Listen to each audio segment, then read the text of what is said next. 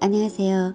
윤인식 작가님의 당신을 위한 의사 하나 14번째 시간입니다. 첫 번째 이야기입니다.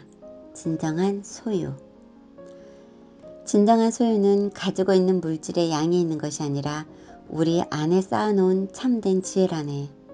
그러므로 물질에 대한 집착은 영적 진보에 방해가 되지. 꽃을 즐기기 위해서 그것을 소유할 필요는 없다네.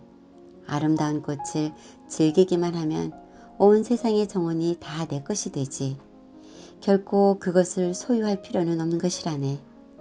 실제로 자신이 소유하는 것은 가지고 있는 것이 아니라 보고 느끼는 것이라네. 어떤 것을 붙잡고 내 것이라고 부르는 순간 그 사람은 아주 가난한 사람이 되어 있는 것이라네. 주인 손을 놓고 모든 것이 내 것이라고 말해보게. 손 안에 있는 것만 자기 것이라고 한정 짓지 않을 때 그 사람은 정말 부유한 사람이 되는 거야. 사랑의 마법사 다스칼로스 중에서 나는 이 구절을 읽는 그 순간 바로 부자가 되었다. 당신도 부자가 될 수 있겠는가? 두 번째 이야기. 학은 참새와 있지 않는다. 모든 것을 아는 자는 경계가 없다. 그는 그저 침묵 속에서 자족한다. 모든 것을 안다고 생각하는 사람은 자기 주장에 강하다. 자기 주장을 옹호하기 위해 말할 뿐 도무지 듣지를 않는다. 이미 자기의 생각으로 머릿속에 꽉 차 있기 때문에 다른 생각이 들어갈 자리가 없다. 이들은 즐겨 충고할 대상을 찾는다. 그러나 그 충고가 득이 되는 경우는 별로 없다. 자신이 부족하다고 생각하는 사람은 질문한다. 아는 자를 찾아 먼 길을 마다하지 않는다. 그는 자기의 생각을 열어놓고 아는 자의 한마디 한마디를 침묵 속에 경청한다. 그들은 듣고 알게 된 바를 실천한다. 그래서 결국 아는 자의 바늘에 오른다. 자신이 부족하다는 걸 모르는 자는 역시 자신이 무지하다는 것을 모르는 사람을 찾아 바삐 움직인다. 그들은 만나면 시끄럽다. 서로 열심히 말하지만 듣는 자는 없다. 그들은 말하는 것 자체가 목적인 듯 부단히 짓거린다. 그들은 헤어지는 순간 공허함을 느낀다. 그래서 내일도 함께 짓거릴 대상을 물색한다. 그들은 일상이 바쁘다. 시끄럽게 떠드는 사람들 속에 혼자서 말없이 지켜보는 사람도 있다. 간혹 자기 얘기를 꺼내려다 멈칫거린다. 이들은 어떤 사람인가? 이들은 아프다. 모든 것을 아는 사람일 수도 있다고? 학은 참새와 함께 있지 않는다. 세 번째 이야기. 자발적 멈춤. 담배를 끊은 지도 어느덧 9년이 넘어간다. 금년을 시작하는 즈음에 금주도 1년을 기한으로 시작했다. 그때 일부 직장 동료들이 이런 말을 했다. 담배 끊고 술 끊는 사람들이 빨리 죽던데. 이런 말이 생긴 이유가 무엇일까? 아마도 자신의 주변 사람 중에 술이나 담배를 끊었는데도 일찍 죽은 경우가 있었을 것이다. 금연과 금주를 했는데도 오히려 일찍 죽은 이유가 무엇일까? 추측건데 이들은 자발적으로 금연 금주를 한 것이 아니라 위암이나 폐암 혹은 당뇨 같은 중증의 질병으로 인해 어쩔 수 없는 외적 상황, 의사의 경고 등으로 인해 강요된 경우였을 것이다. 이미 몸이 망가진 상태에서 금연 금주를 시작하지만 다시 건강을 회복하기엔 너무 늦은 셈이다. 우리네 삶을 돌아본다. 요즘 많이 바쁘시죠? 라는 인사말 속에 담긴 의미를 생각한다. 또한 정신없이 바쁩니다 라는 말을 자랑스럽게 내뱉는 사람들도 떠올려 본다. 우리는 무엇을 위해 바쁜 걸까? 우리가 바쁘게 살아가는 근본적인 목적은 자신의 행복과 평화로운 삶을 위한 것이 아닐까?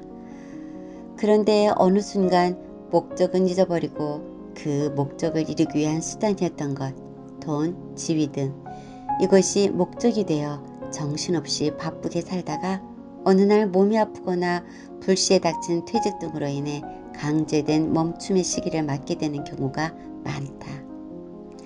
그때 찾아오는 공허, 즉 인생의 험함으로 인해 좌절하고 무너지게 되는 사람들을 많이 목격한다. 그동안 벌어놓은 돈을 자신의 망가진 육체와 정신을 치료하기 위해 쓰느라 정작 원래 목표였던 행복하고 평화로운 삶을 위한 소비와는 멀어지게 되어버렸다. 이제 스스로에게 물어야 된다. 나는 어디로 가고 있는가? 내가 이 길을 가고 있는 이유가 무엇인가? 내가 지금 스스로 멈추지 않는다면 어떤 일이 나를 강제로 멈추게 할까? 자발적 멈춤과 강요된 멈춤. 나는 어떤 멈춤을 선택할 것인가? 네 번째 이야기. 마음이 결과를 낳는다. 의사 자신의 생각 때문에 정신병이 치료되지 못한다. 환자에 대한 의사의 견해뿐이다. 프리다 프롬 라이히만. 정신질환이 불치병인 이유는 바로 정신과 의사들이 믿음과 희망을 잃었기 때문이다. 세월이 지나고 정신질환자들도 치유될 수 있다는 생각이 퍼지자 실제로 치유되었다. 칼 메닝거. 어떤 사람들은 상대의 눈을 통해서 자신을 본다. 특히 어떤 분야의 전문가라면 그가 하는 말에는 사람들이 그 말을 확신하도록 만드는 힘이 있다. 그러므로 내가 하는 말이 누군가에게 긍정적 신념을 심어줄 수도 있고 부정적 신념을 심어줄 수도 있다는 사실을 명심하자.